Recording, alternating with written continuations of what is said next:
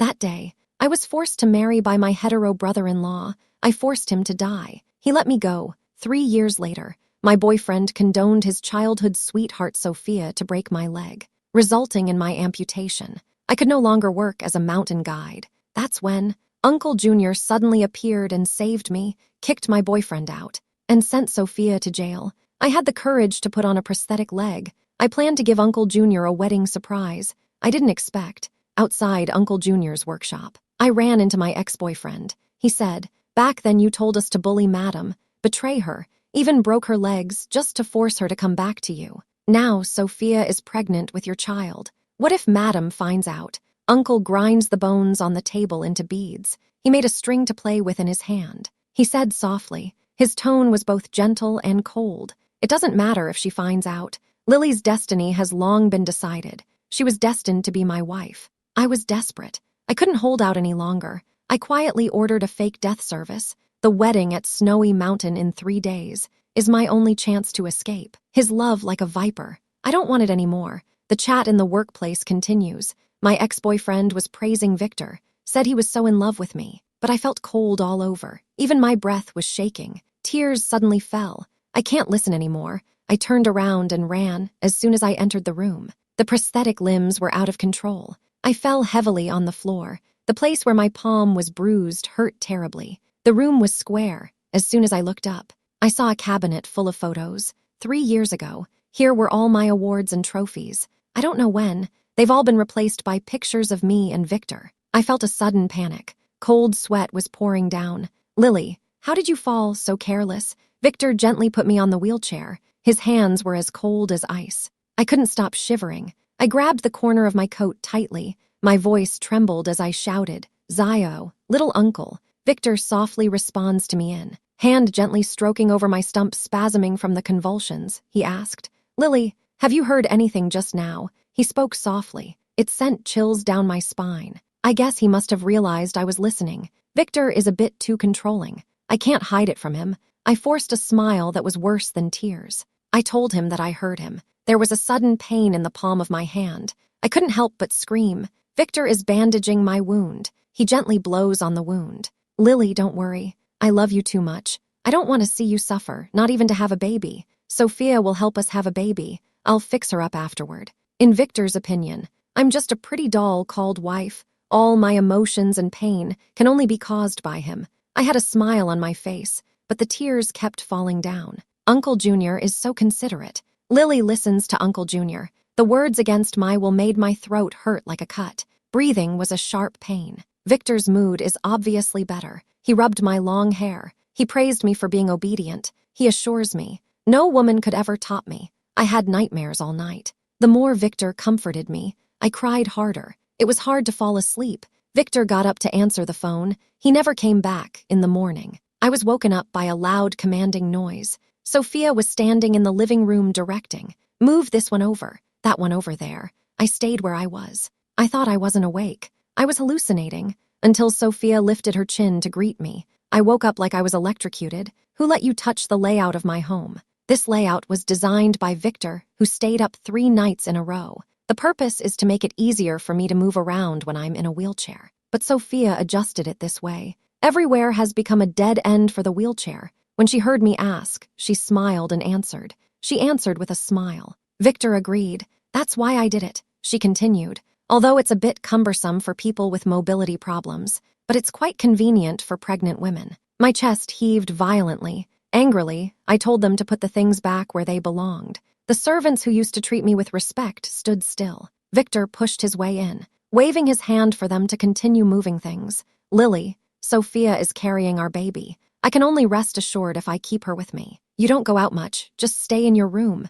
Victor let Sophia live next door to me. That room is his master bedroom. No one else is allowed in. I'm the only one who can go in. Sophia hugged him in front of me, kissed him on the face. My body tightened. My fingers gripped the armrests of the wheelchair. An indescribable bitterness welled up in my heart. I felt a deep despair. Since being saved by Victor, I did fall in love with him, obviously knowing the truth, but I still couldn't control my feelings. I love him fearfully. It's painful to even think of letting go. I laughed and cried at the same time, covering my face with my hands. but tears flow out from my fingers. I hate myself for being so weak. If feelings were so easy to let go of, there wouldn't be so many love-hate relationships in the world. Victor directly shook off Sophia, wiped his face vigorously. He knelt in front of me. He reached out and wiped away my tears. "Lily, don't cry. My favorite will always be you." Sophia hit her back. Her face instantly turned pale. Victor ignored her.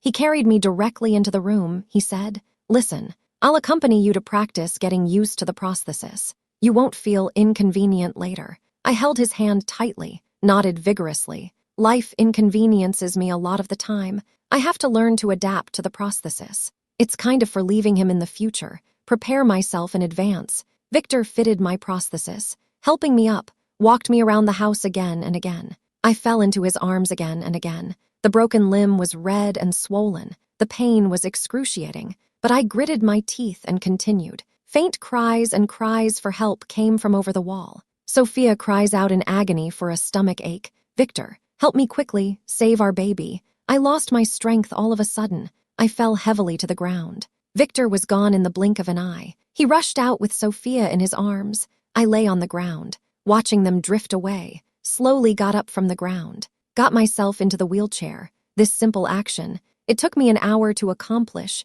I thought, I can learn to get into a wheelchair by myself. I don't need to rely on Victor. I opened the medicine box. I opened the medical kit and followed Victor's example of giving me a massage to reduce the swelling. I put the medicine on myself. Then I wrapped the limb with gauze. I think I can handle my own injuries. No need to rely on Victor. I took out the cell phone I had hidden earlier. I made a call. "I'm getting married the day after tomorrow. I'm getting married the day after tomorrow. I'd like to book a fake death service. Victor knows I'm particularly fond of snowy mountains. He's been planning this for years. He wants to give me a perfect mountain wedding. This is my only chance to escape." After I made the request for the fake death service, staring blankly out the window of my room faces the front door. It was specially chosen by Victor. He said so I would be the first to know he was back. Liked to see me happily running down to greet him. All those years, we didn't argue.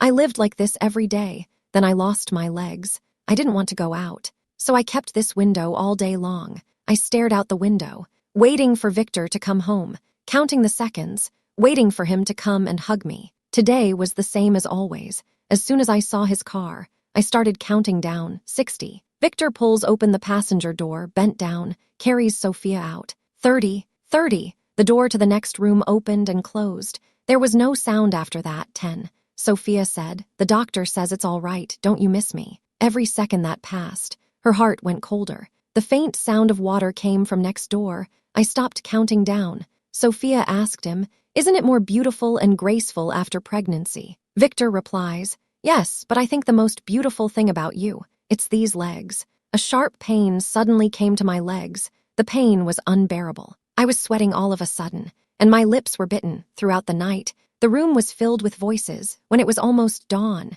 Victor gently turned the doorknob. He had just finished his shower. There was still water vapor on his body. After getting on the bed, he reached out and put his arm around my waist. It didn't take long. He fell into a deep sleep, and I opened my eyes. My eyes were hollow and lax. It was as if I couldn't see anything, even if he looked at me. One could also see how much pain I was in. Victor rarely sleeps until noon. I sat in the wheelchair, seeing his eyes closed, feeling the already cool comforter around him. Suddenly woke up and sat up.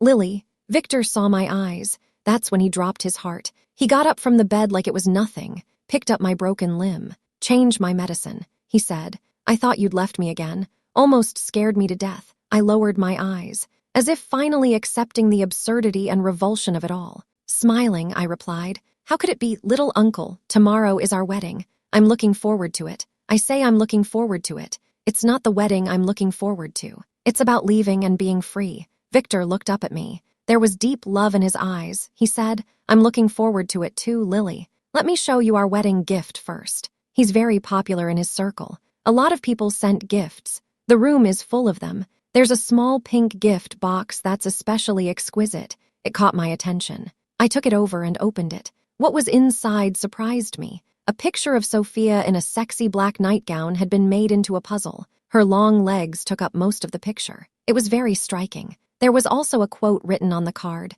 "Food is good, don't be greedy." My stomach churned, I almost vomited. I heard Victor's voice. Hands shaking, I put the gift box back in its original state. Victor walks over to me with the gift in his arms, tucks it into my arms. Inside the thick organza book, filled with travel plans about snowy mountains around the world, Victor told me this trip was specially arranged for his honeymoon. He said to me, "Lily, I will accompany you to the top of these snowy mountains again, help you realize your wish." My heart tightened violently. Sourness spread all over my body. The original neat paper was soaked with water. I touched my face. Only then did I realize I was in tears. Victor wrapped his arms around me, gently patted my back, said, "Why are you so moved that you are crying? Lily, I should have done these things for you, because you are my favorite woman." I buried in his arms, biting my lips tightly. I didn't dare to look up. Don't let him see. Mustn't let him notice the pain and hate in my eyes.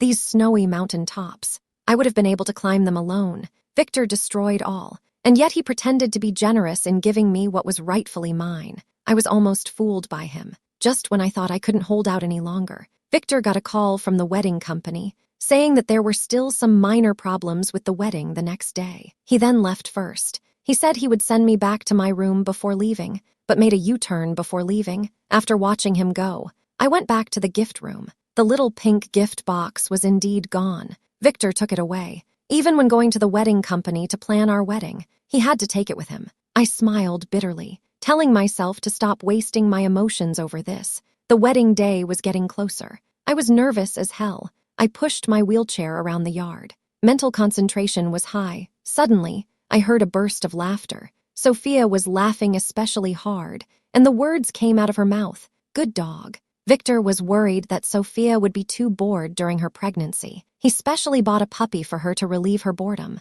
I am most afraid of dogs. When Victor took me home, he gave away the dog he kept for 10 years. Now my whole body is stiff. The hand holding the wheelchair has completely lost consciousness. Sophia saw me, slowly shook the unwrapped white string in her hand. She said, "Lily, want to play together?" This string of beads was specially made by Victor to coax me. This is used in the pair of leg bones that I broke back then. He's been collecting them for a long time.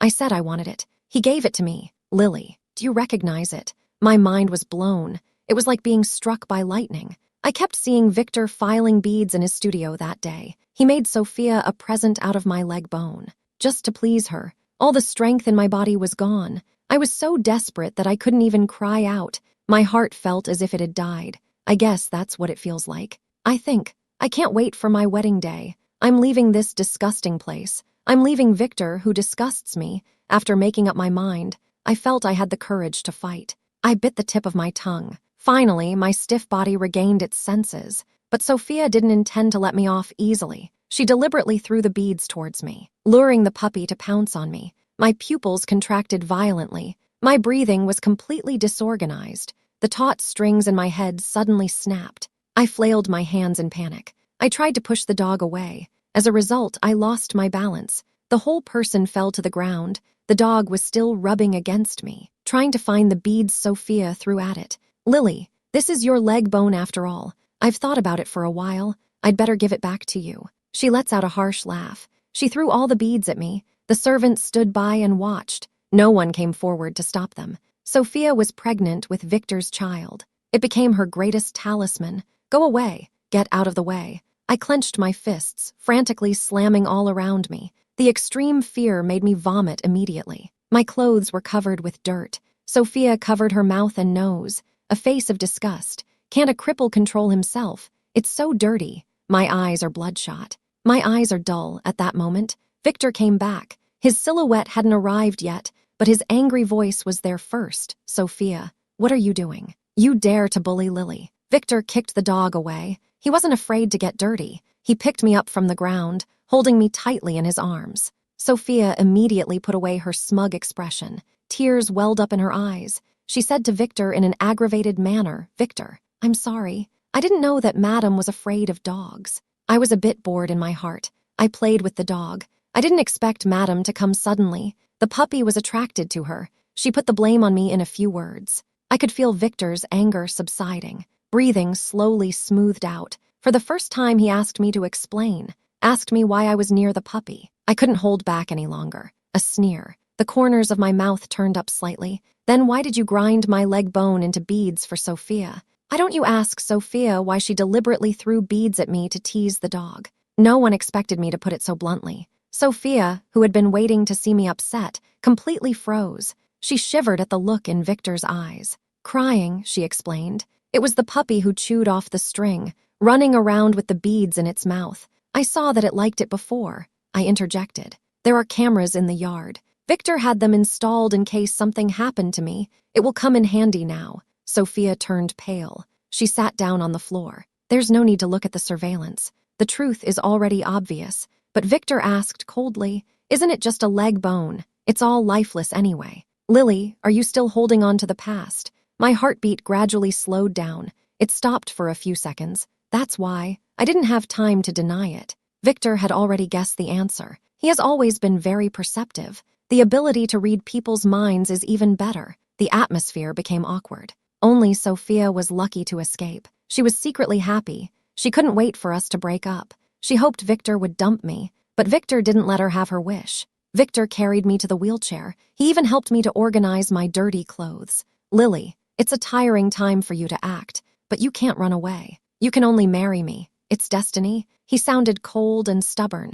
We were made for each other. Intense love clings to me like a quagmire. He eroded me little by little, until my heart stopped beating. After the farce was over, the puppy was taken away from the manor. The servants were all replaced with new people. Their main task was to keep an eye on me. The only one who hasn't changed is Sophia. She still lives next door to me. The wedding day was just around the corner. Victor stood behind me, cold hands on my shoulders. He said, Lily, happy wedding day. We'll be together forever, right? No, Victor, we can't be together forever. I didn't say anything, but Victor had already understood what I was thinking. He didn't get angry. He just gently covered my eyes with his hand. Don't look at me like that. Lily, you have to love me. That was his rule. I had to do it. Victor told me he had a lifetime to teach me. He wanted me to become dependent on him, even love him as an abuser. At the wedding, he looked at me fondly and said, I do. I opened my mouth to speak, but I couldn't make a sound. Victor was afraid that I would say something he didn't like to hear. He used medicine to make me unable to speak for a while. He said to the guests present, my wife agrees. I think now would be the time. Immediately after, a strong, piercing music slammed out of the stereo. The snow on the mountain began to crumble. It rapidly slid downward and collapsed. It's an avalanche. Run, Victor, run. Victor shouted. He immediately picked me up. He ran towards the safe zone. Sophia's cries came from behind. Victor, don't leave me and the baby. Save me. Victor was like being nailed. His whole body is shaking. Victor, the lady is a snowy mountain guide. She'll be fine in a safe place. Our baby is 7 months old. Victor, it's been moving for a long time. It's in the safe zone. Victor left me alone. The moment he took Sophia's hand, the safe zone was breached. The snow came down in torrents, instantly covering me completely. In the piercing cold, I slowly lost consciousness. At dawn, the rescue team arrived at the mountain. Victor and Sophia were rescued. They were still clinging to each other. He was naked. All his clothes were wrapped around Sophia's stomach. He himself had suffered severe hypothermia. The situation is critical. Even so, Sophia's baby was born prematurely. The baby was born thin and small. The parents were in a coma. No one came to visit. 2 days later, Victor woke up. He felt very sick. He called out in a daze. Lily, the nurse was happy when she checked in. She said, Mr. Victor, your wife is fine. She just hasn't woken up since she gave birth. Mr. Victor struggled to open his eyes, asked, giving birth? How could Lily give birth to a child? He did not hesitate to unplug the equipment on his body, rushed through the doctors and nurses, broke into the next ward. He didn't even look at the child in the incubator. He ran straight to the woman in the hospital bed. It wasn't Lily. It was Sophia. Then where did Lily go? Victor's face turned even paler. He lost control and grabbed the doctor by the collar. Where's my wife? Where is my wife? Where have you taken her? Did she leave while I was unconscious? Speak up. The doctor has never seen such a scene. Plus, Victor has a special status. He didn't dare to offend. The nurse hurriedly explained, Mr. Victor, there were only 2 of you who were sent to the hospital that day. Victor's face was so pale that it was almost transparent. There was anger in his eyes. She must have escaped. I'm going to get her back. Victor finished this sentence. immediately decided to leave the hospital and go home. He left Sophia and the baby at the hospital in the snowy mountain city. His special assistant rushed to the hospital, found that the person was gone. Very anxious, rushed after him. As soon as Victor arrived in New York, he went around looking for someone to catch me. His special assistant ran out of breath, stopped him. He said with a sad face, "Victor, this won't work. The guests were moving fast that day when you went to save Sophia. There was an avalanche on Madam's side. The three of you were buried in the snow, but the rescue team searched the whole area. They only found you and Sophia. She's dead. Lily is dead." Victor took 3 steps back in surprise. He was so pale he was almost transparent. Suddenly, he spurts out a large mouthful of blood. The special assistant looks at him in shock. He collapses violently. The hospital operating room was in chaos. The words could still be heard over the din. "The patient's desire to live is too weak. He might not make it through the surgery at this rate." Victor was in a daze. He felt that someone was trying to save him. He said with a sobbing voice, "Don't save me. Let me die with Lily. I want to pay for Lily's death. It's all his fault. If he hadn't run back to save Sophia, he wouldn't have failed to realize that Lily was in danger too." Lily couldn't speak. She couldn't call for help. All she could do was watch the snow bury her. Waiting to die, she must have been terrified. She must have hated him before she died. Thinking about it, Victor spat out another mouthful of blood. The EKG suddenly turned into a straight line. The special assistant was in a frenzy outside the operating room.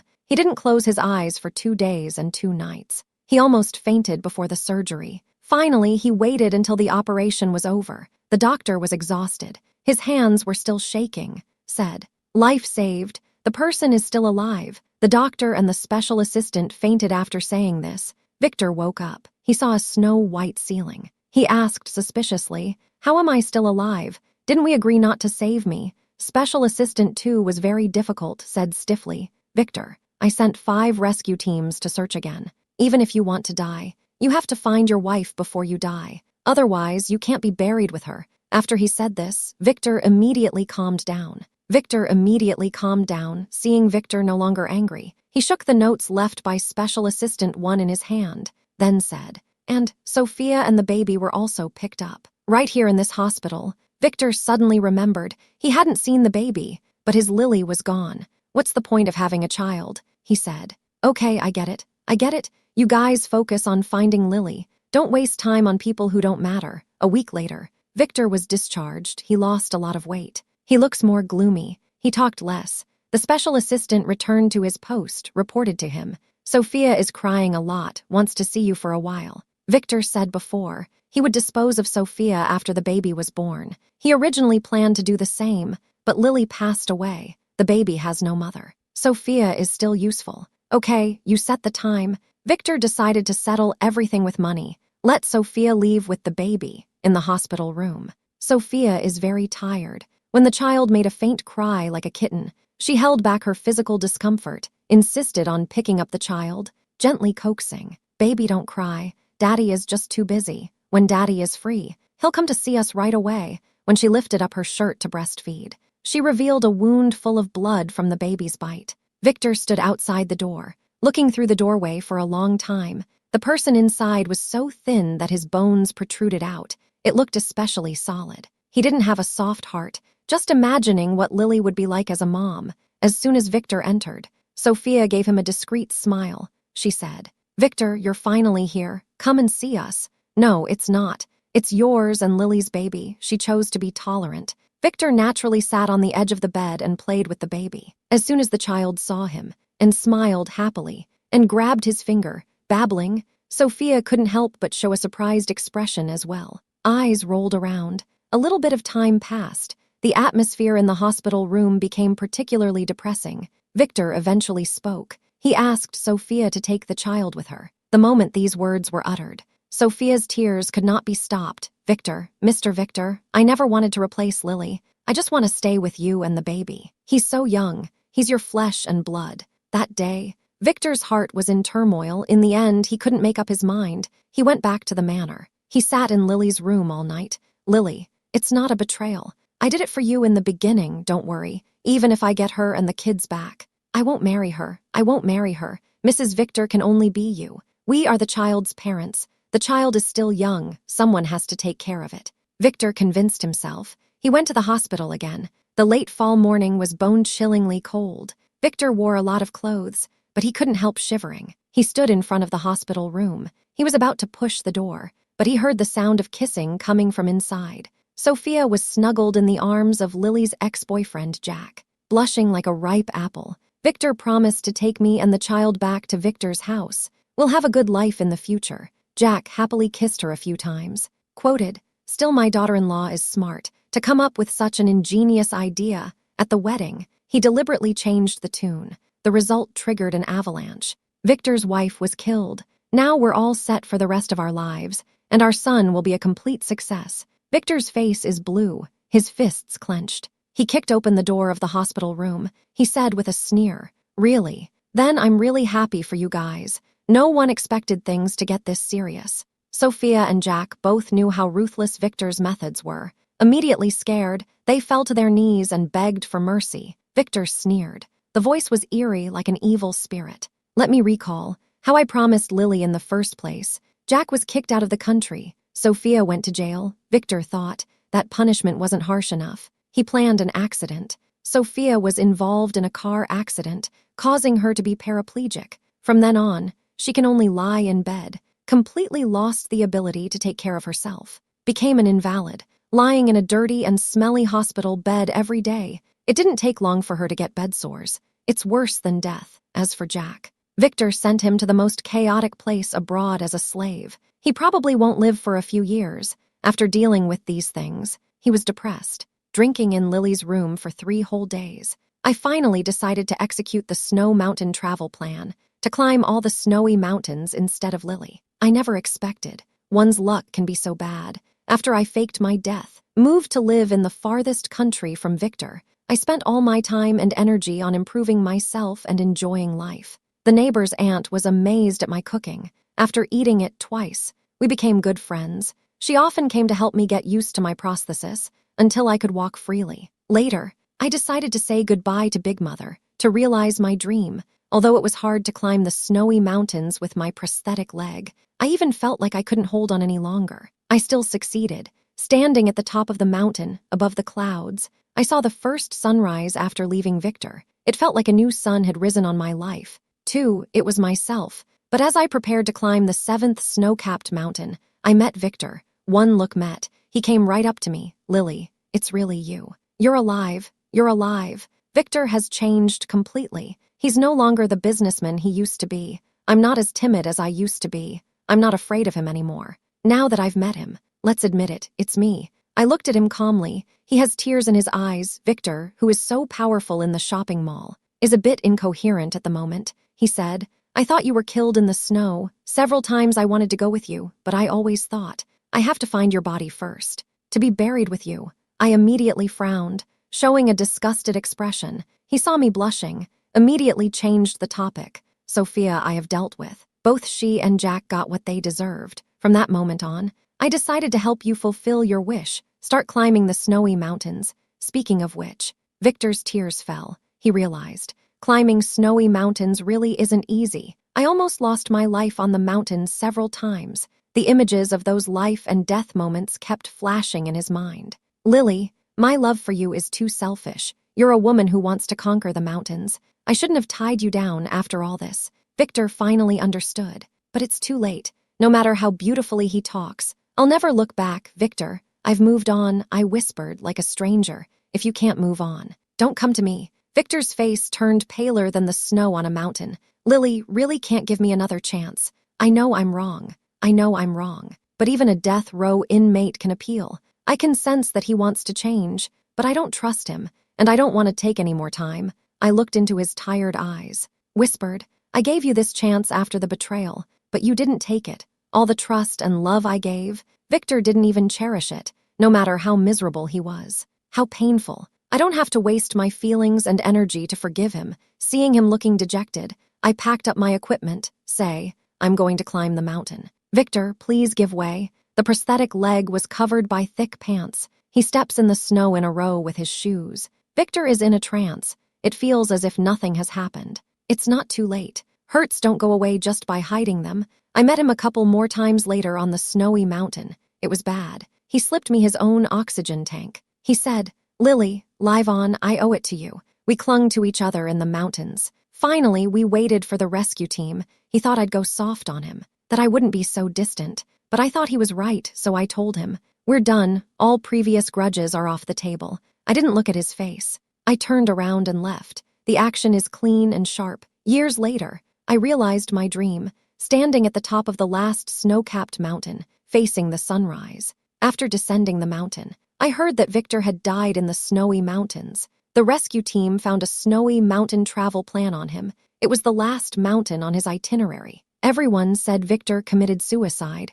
because he was well-equipped, plenty of oxygen, but he froze to death in the snow.